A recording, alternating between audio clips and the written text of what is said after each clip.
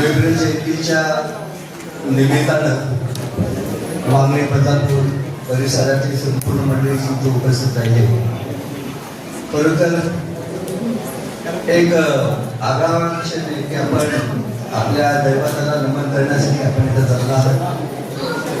ज्या आदर्शाने ज्या वेळेच्या माध्यमातून आपण आज आपल्या स्वतःचा विकास करतोय आणि आपल्या विकासातून समाजाचं उत्थान करण्याचा आपण सातत्याने जो प्रयत्न करतोय तो एक मार्गदर्शक वेगवेगळ्या मी अभिवादन करून मला वाटतं आज या कार्यक्रमासाठी उपस्थित राहिलेले जी प्रमुख मंडळी पाहुणी मंडळी आहे त्यांचं हेतुचित मार्गदर्शन आपल्याला वेळोवेळी मिळतंय. त्यांच्या माध्यमातून आपल्या पुनर्वसनाच्या असो की शैक्षणिक विकासाच्या योजना असो त्यातून आपला उत्कर्ष कसा साध्य केला जाईल यासाठी सातत्याने त्यांचं मार्गदर्शन.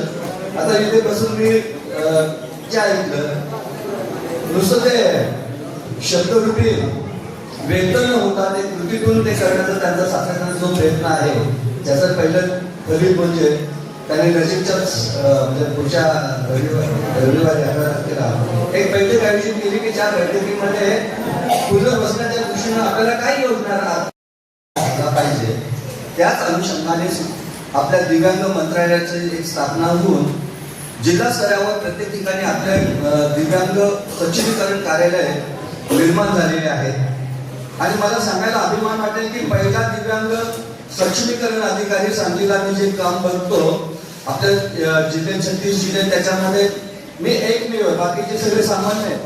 पण मला हे सांगायचं की जेव्हा जेव्हा आपल्याला काही अशा संधी मिळतात त्या संधीचा सदुपयोग आपण केला आपल्याकडून केला गेला पाहिजे. आता आपल्या जर समाजातील इतर घटक आपल्यासाठी धावून येतातच.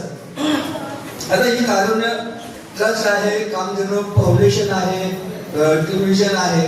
आता ह्या सामाजिक संस्था जर कधी आपल्याला मदतीचा हात देत असेल त्याचा सदुपयोग आपण खरोखर केला पाहिजे.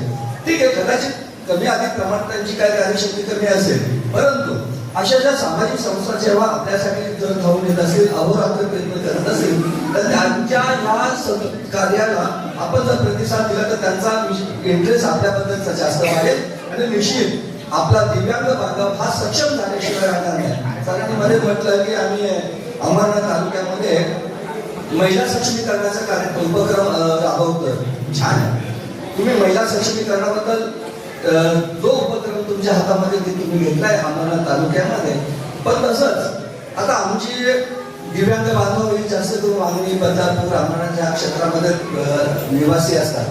तेव्हा म्हणजे आता तुम्ही तो मानस व्यक्त केलेला जरी असला त्याच अनुषंगाने शासनाच्या योजनेचा पण फायदा तुम्हाला कसा देता येईल यासाठी आपण जर वेळोवेळी संवाद प्रस्थापित करून म्हणजे आपण एक शिस्तबद्ध पद्धतीने योजनेचा अंमलबजावणी करण्याचा आपण म्हणजे एकत्र प्रयत्न केला तर निश्चित आपले दिव्यांग बांधव हे समाजाचे उपयुक्त घटक तर होतीलच पण सामान्य प्रवाहामध्ये आल्याशिवाय राहणार नाही आणि सामान्य प्रवाहामध्ये जेव्हा येतील हे समाजाचा उपयुक्त घटक म्हणून अभिमानाने मिळवतील हा माझा त्यामागचा विश्वास. आता इथे आपल्या अनेक आपले दिव्यांग बांधव आहेत की जे आपल्या कर्तृत्वाने अनेक मोठ्या पदांवर पोहोचले. मी काही माझे तुमतुने वाचनातून जरी नसलो पण परिश्रमातून खूप काही आपल्याला साध्य करणं शक्य होतं पण त्यासाठी इच्छाशक्ती प्रबळ असणं गरजेचं. मी तुम्हाला एवढं सांगा की तुम्हाला रोजगारासाठी जर संधी उपलब्ध करून द्यायची असेल तर तुम्ही आमच्या दिव्यांग सक्षमीकरण विभागात जिल्ह्याच्या कार्यालयातून बीज भांडवलचा फॉर्म घ्या. तुम्हाला सबसिडी 20% देऊ. उर्वरित बँकेमध्ये तुम्ही परत करा. आता हे सांगण्यापेक्षा प्रथमतः आपण आपल्या मनाची तयारी केली पाहिजे. आपल्याला कारण नोकरीची संधी फार मर्यादित आहे. आता खाजगीकरण जास्त होत असल्यामुळे नोकऱ्या लागतीलच असं नाहीये आणि ज्यांना लागल्या त्यांचं नशीब बदललं तर म्हणून असं समजूया.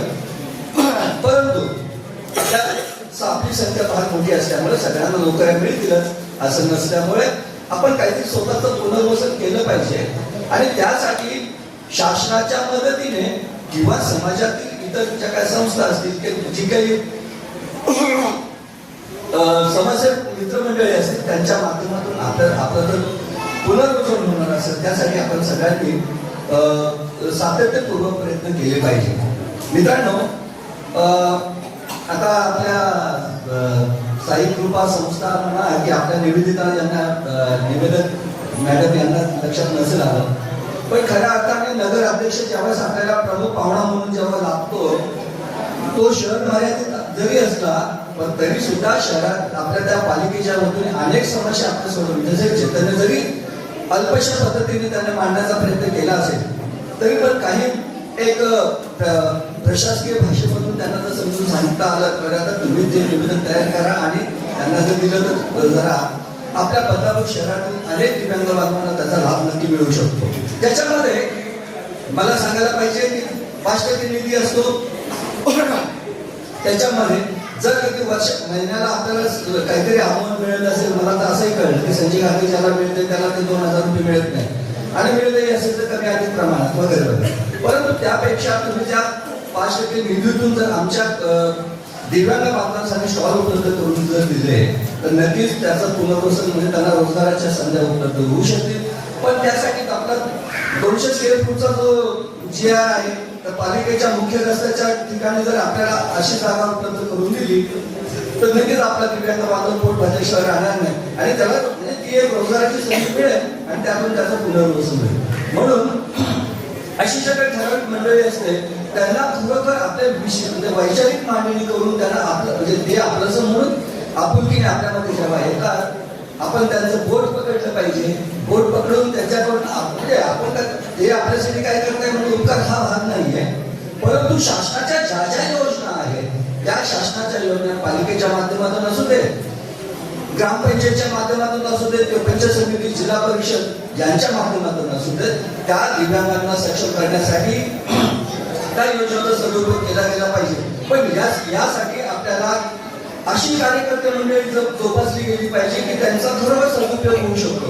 आता ह्या मॅडम आपल्याकडे आल्या होत्या, यांच्या माध्यमातून जर शहराचा विकास करायचा, शहराचा विकास करत असताना दिव्यांगांचा विकास आपण जर साध्य केला तर खरोखर तुमच्या साई कृपा गणेश अन्वेषण मंडळाचा एक यशाचा पाऊल प्रत्यक्ष राहणार नाही, मला हा एक विश्वास वाटतो.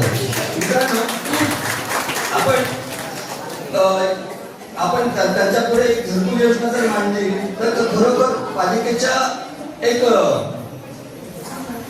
ओपन भूखंडावर जर कधी त्यांनी जर मनावर घेतलं, खरोखर त्यांच्याकडे फंड असतो, त्याच्यातून आपल्या ज्या दिव्यांग बेरोजगार बांधव असतील की जे त्यांचं ते भाडे भरून आपले करतात आणि रोजगार करतात गाडीमध्ये म्हणा ते अन्य माध्यमातून, मग त्यांच्यासाठी जर कधी आपल्याला पालिकेच्या वतीने त्यांनी जर घरकुल योजना राबवली तर त्याचा सुद्धा आपल्याला सदुपयोग करून घेता येऊ शकतो. परंतु त्यासाठी आपल्याला त्यांच्याशी संवाद साधणं महत्वाचं आहे आणि संवाद साधत असताना स्थानिक स्तरावर आपले डिव्हिजनचे आपले संजय सर आहेत, इथे जी जी काही महत्वपूर्ण मंडळी आपल्यामध्ये ते सहभाग दिलाय, यांच्या सहभागातून आपण त्यांच्यापर्यंत पोहोचलो तर नक्कीच आपल्याला या योजनेचा फायदा मिळू शकतो.